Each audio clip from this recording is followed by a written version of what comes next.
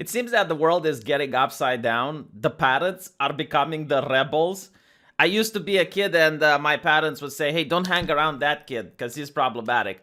Now in today's society, it seems that the children tell the parents, hey, don't hang around that other parent because you might get me in trouble at school. This is what the article is about. I was asked to read it by someone who's a member of my Subscribe Star.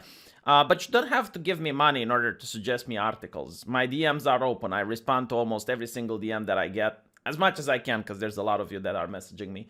And, I'll just give you an article, and if I like it, I can read it.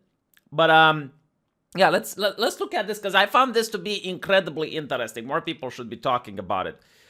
Because this is about the elites. It's not about the average Joe. No, this is about the people that have means and wealth. And they can actually influence society. And they have to use pseudonyms and feel like dissidents as they turn off their videos when they meet for clandestine Zoom calls. It sounds like they're part of the mafia or something. It sounds like they're up to some illegal, nefarious activity. But no, apparently they're just concerned and they want to strategize about what their kids are talking at school. So basically, they do not like the education system. They send their kids to Harvard because they themselves went to Harvard, and they don't appreciate what Harvard is becoming. Now, they meet in secret, apparently, in a backyard behind a 4-bedroom home. 10 people sat in a circle of plastic Adirondack chairs. I don't know, it sounds expensive. I can't afford them. Eating bags of Skinny Pop. Okay, this sounds something like I could afford. These are the rebels, well-off LA parents who send their children to Harvard Westlake. So these are the people that are the elites in a very, very left-leaning city. By normal American standards, they are quite wealthy. By the standards of Harvard Westlake, they are average. These are two career couples who credit their own success not to family connections or inherited wealth, but to their own education. So it strikes them as something more than ironic that a school that costs more than $40,000 a year, a school with Charlie Munger, Warren, and other names that I don't know, is teaching students that capitalism is evil. So you got like an example here, capitalism kills. And they're also worried about the school's new pledge, which happens to be in a 20-page document, is making their kids fixate on race and attach importance to it in ways that it strikes them as grotesque. So here's the problem, and a lot of people can't seem to articulate it properly, which is why their ideas get shut down the moment they make contact with the public. Extremists from other side will immediately shut down your ideas if you don't think them through, which is why you come to my channel, so I can tell you how to express ideas, to make you dangerous, like these parents. The main problem with the school is not that it teaches that capitalism is evil. It is actually the duty of a university to teach as many points of view as possible so that the student can have the abilities to critically think. Like, he should be exposed to all different sorts of ideologies and then make up his own mind, because that is what the purpose of a university used to be. It was called the academic arena. It's an arena because different ideas are fighting with each other. The problem that you're having now is that critically thinking has been removed. There are no more two sides of a single issue. Every single issue now has a correct side and a wrong side. And it has been to the point where the correct side is being dictated from the people in positions of power, in this case, the academic staff, which the student has absolutely no power against, and they're being told capitalism is evil. You need to believe this. And it's being expanded. It's not just that capitalism is evil is the correct way of thinking, but it's being expanded to the point that if you speak with another person who disagrees and you hang around them, then you become the problem. It is the idea that there is now heretical literature. Like Dr. Seuss's book, you shouldn't open it because you might become a racist. Don't read it. Just throw it away. Like, you know what? You don't even have to worry about it. It's going to be the libraries and it's going to be corporations like eBay. They're going to make sure that that book is not available to you so you don't fall into the temptation of Dr. Seuss. This is the current culture. This is the problem that they're speaking of. This is not an institution that's a place of learning anymore if it continues down this path. It's going to become an institution of brainwashing. It's going to become an institution of indoctrination. That's what they did in the gulags or at other indoctrination camps within the USSR. Present only one point of view, remove all of the alternatives, and then people's reality becomes twisted because they don't know that there are other points of view. This is why they freak out when Ben Shapiro or any right-winger has the audacity to go on a campus, because it's like, oh my God, he's going to present the other points of view that we can't debunk, and they have to censor it. It's not that Ben Shapiro is an extremist, okay? Like, he doesn't foment any sort of radical extremist groups. No, like, the problem is that he is challenging the narrative. He is challenging what they are proposing. Like here's an example of someone challenging their ideology. You said everyone has racial bias, which is what they're proposing.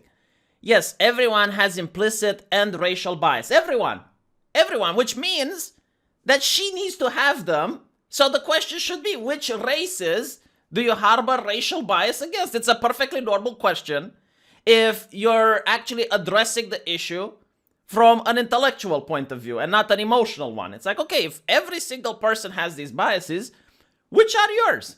Now, she avoids the question. She says that, of course, she has biases because she's a human being and it's part of the human condition, and she tries to acknowledge them and work upon them to improve herself. And, you know, she gives a very slippery answer. Like, she doesn't want to answer the question, which races does she harbor bias towards? Which is why it's very important to come prepared to these conversations, whenever you can have them. Whenever you're on a space where there's no authority to intervene and stop these questions from taking place. Because this is why Senator Tom Cotton asks her the follow-up. Strongly oppose the nominations to the federal courts of the following persons: Patrick Bumate, Michael Park, and Ada Brown, a Filipino-American, a Korean-American, and an African-American. Should members of those communities be worried that you harbor racial bias against them since you oppose those judges' nominations? I'm not sure I see how that connection is being made, Senator. Oh, I can see how that connection is being made, and I am not a well-educated person. It's very simple. If everyone has racial biases against other people, then any person, including herself, needs to express which races does she hold biases towards. And if she can't express that, then you need to question the decisions that she made in the past. Were they based on those biases? Now, here's the interesting part, okay? The reason that conversation can take place and the reason she can get grilled like that is because of power dynamics. In that situation, the senator can ask her whatever question he wants because no one is going to stop him from doing so. But if you're at Harvard and you start asking questions, what do you think is going to happen? That's the problem that the parents are dealing with. It's not that the ideology is there, it's that the people promoting the ideology cannot defend themselves. Now, I went to 2 universities. I went to law school and I went to med school. At no point did I feel that I cannot ask my teachers to further explain what they were saying. At no point was I allowed to present a paper on something and then not have questions taken from the class.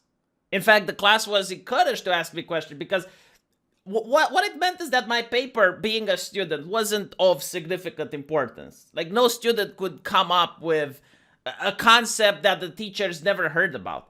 No, the reason they did this exercise was to see how students can defend their own arguments. Like, that was the purpose. It was so that you can go in front of a crowd, you can present something that the crowd doesn't know, and then you're supposed to defend from questions from the crowd. Okay? At Harvard, apparently, it's gotten to the point where in this article, parents are saying that their kids told them not to talk with other parents because they might get expelled from Harvard. Now, I just want you to understand something. Harvard is a fucking social construct. There is nothing that they teach at Harvard that they can't teach in Eastern Europe. Unless you're talking about some high-tech class, unless you're talking about some, like state-of-the-art medicine where maybe people in Eastern Europe do not have the equipment in their universities, I am telling you beyond a shadow of a doubt that there is nothing special about the teachers at Harvard. The reason you think there is something special about the teachers at Harvard is because society conditioned you to think so. There is nothing special in getting a bullshit degree on, I don't know, LGBTQ studies. Okay, being an expert in homosexuality, well, a noble endeavor and something that a lot of people want to aspire towards, is not something that is a trade that other people are willing to pay for. And this is, you have the conversation about removing student debt, which, by the way, shouldn't be supported by the taxpayer, should be supported by the universities for teaching this garbage. And by garbage, I mean things that aren't useful for a person to find a job, to find a position in a society. Because that's the purpose of a university. That's why you send their kids there, so that they can find a job and become independent. Except that's not what the purpose of universities is today.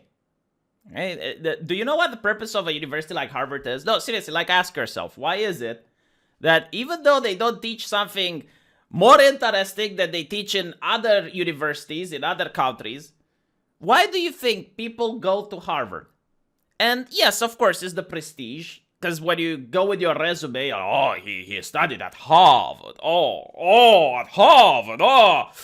No, the reason they go there is to social network. Okay? It's not what you know anymore. It's who you blow. And if you blow properly, if you show the fact that you're willing to listen to your professors, never challenge them, be a good little slave, make sure that your parents don't speak with other parents, make sure that you are never caught posting something negative in social media in your free time, calling out when others do it, be a good informant, be a good little snitch. Snitch, you need to snitch on everyone, snitch on your parents, snitch on that is what they're teaching. And I definitely believe these people. Do you know why? Because it connects with other things that we know. For instance, the lawsuit between another prestigious university and the bakery, where a couple of students tried to nick something from a bakery, and the baker detained them until the cops arrived, and then the students accused the bakery of racism. So you know what happened? You had like a lot of students there just going there, breaking windows, intimidating the staff, and the bakery sued. Turns out at the court that it was the professors that were instigating this type of behavior, and other professors that spoke out and said, hey, like, this is not okay. They were said, we need to silence these professors. We should sick the students on them. That's exactly the line they use, like, sick the students on them. Like the students are some sort of beasts that you can unleash upon your enemies. And that's the way they're thinking, the professors, which are making a lot of money from this. You, as a student, you're going to complain that you have student debt. You're going to whine about it, because for the next of your life, you have to pay back. And here's something that I don't know. Go to a bank and ask them for a $50,000 loan as a 16-year-old. They're going to laugh you out. Unless you say that it's to learn a trade. Unless it's a student loan. Then it's like, oh, yeah, sure, of course. We're going to cover it. Here's my advice to you, okay? If you're one of these parents, you really have to ask yourself, what do you want for your child?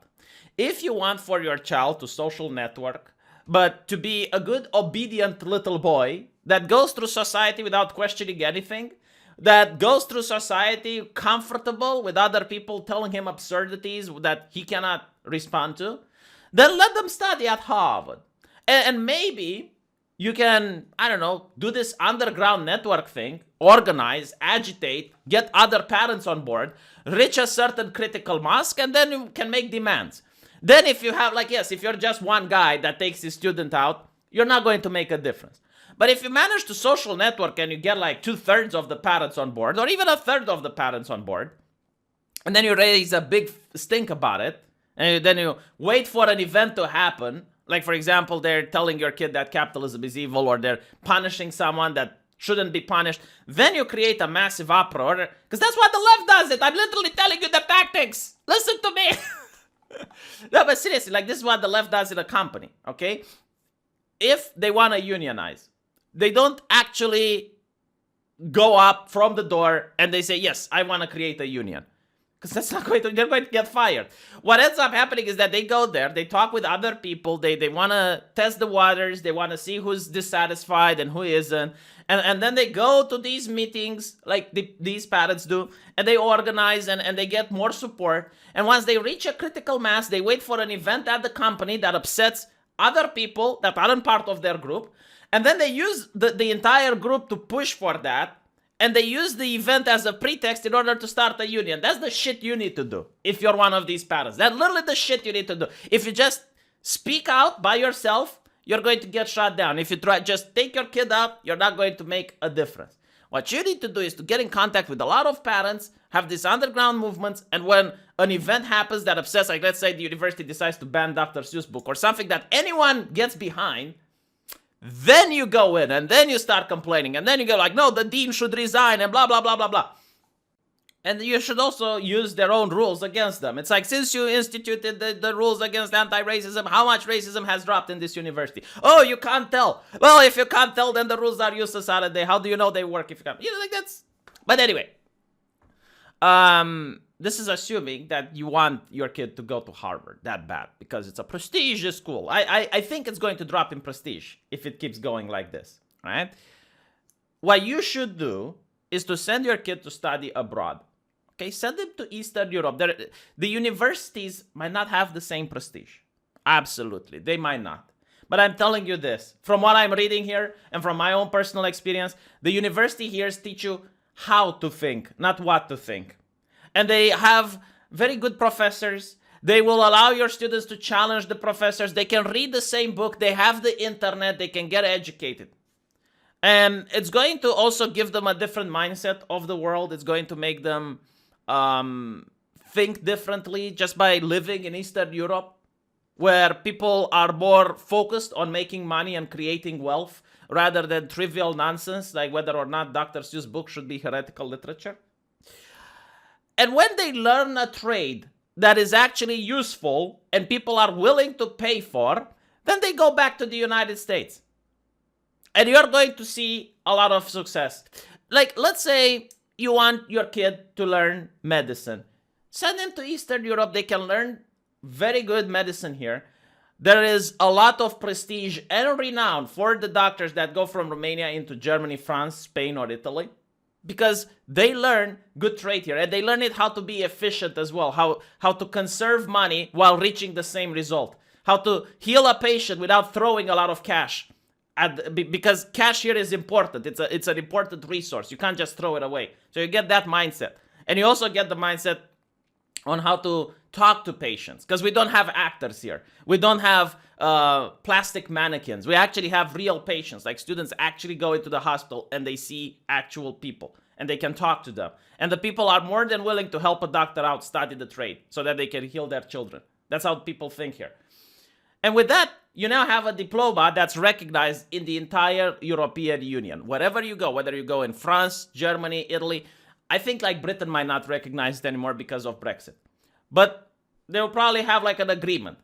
Now, if you go in the United States with a diploma that you got from the EU, you need to pass another exam. Like, you don't need to study university again. You just got to pass the STEP exam. And if you pass that, you're a licensed US doctor. And if you are a parent that has like the ability to pay $40,000 a year for a school, I'm pretty sure you also have the ability to create a small clinic for your kid in a rural area where the prices are cheaper. And there are people that are desperately in need. Or maybe an impoverished neighborhood or something like that. And sure, you know, it's not going to be really prestigious. It's not going to give you the same level of prestige and awe. But it's going to guarantee a very good lifestyle. It's going to make a lot of people happy. You know, even in an impoverished neighborhood. Like, if you're the doctor that is now has the knowledge on how to do medicine while conserving the most amount of money, if you know how to talk with people from Eastern Europe, you're definitely going to know how to talk with people that would come to your clinic. So that is my advice. And this is just one example because I'm aware. But you can teach them to become an engineer. You can teach them to become anything STEM related that is actually going to give them a job. If you have a woman, okay, if you have a girl, the best thing you can do for her would be to send her to study in Eastern Europe. We got the smallest gender disparity when it comes to the workplace. Do you know why that is? Because we are fucking poor. A girl here that wants to become a journalist or wants to do gender studies is going to have pressure from her family and is going to tell her, look, I understand, sweetheart, that this is your dream and aspiration, but our dreams and aspirations are so that you don't become a parasite upon this household. We do not want to give you money all the way till you're 70. So please, for the love of God, get a trade that people are willing to pay for. And when you have your own money, then you can become a journalist. And you'll notice that a lot of women, they go to STEM. They go to STEM not because they necessarily enjoy the STEM. They go to STEM because they know society enjoys the STEM and they're going to get money. Society will always enjoy the STEM. Society will always enjoy the doctors. They're not going to enjoy the people that just flap their mouth, like me. Or do they? I don't know. That's just my opinion. Let me know what you think. I'll see you guys in the comment section. If you like this video, please share it around. If you like this channel and you want to contribute, there's a link to my subscribe star in the pinned comment. You just have to scroll down a little bit, click there, and you can then donate $1, $5, how much as you want. Keeps the channel going. And don't forget to also click it a thumbs up and subscribe. Helps with the algorithm.